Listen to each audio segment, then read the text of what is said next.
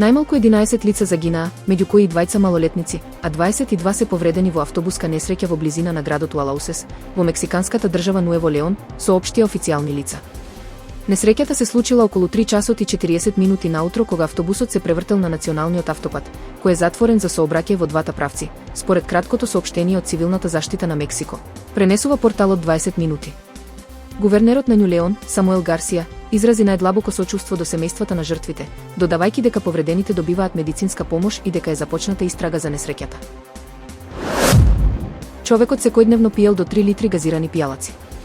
Бразилскиот уролог доктор Талес Андраде сподели видео на Инстаграм кое досега го имаат видено повеќе од 8,5 милиони луѓе.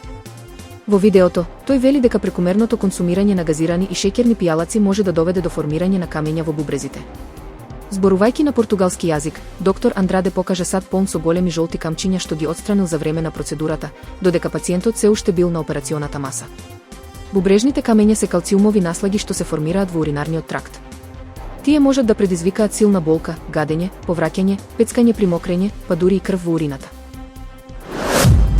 Египет во неделата ги откри плановите за изградба на пустински град што ќе пренасочи околу 7% од годишната квота на реката Нил. Од плодната земја, текот ќе се пренасочи покрај луксузните стамбени единици со стаклени фасади. Египет, соочен со растечки недостиг на вода, ограничување на електричната енергија и продлабочување на економската криза, сака развојот да помогне во зголемувањето на вредноста на државните средства и да ги зголеми цените на земјиштето преку нетрадиционални, иновативни идеи, изјави премиерот Мостафа Мадбули во соопштението со кое го објави проектот. Околу 10 милиони кубни метри вода од Нил ќе течат дневно во градот Џиријан, со површина од 6,8 милиони квадратни метри. Поп-пејачот Јоце Панов на својот YouTube канал објави видео снимка од спектакуларниот концерт по повод 25 години музичка кариера.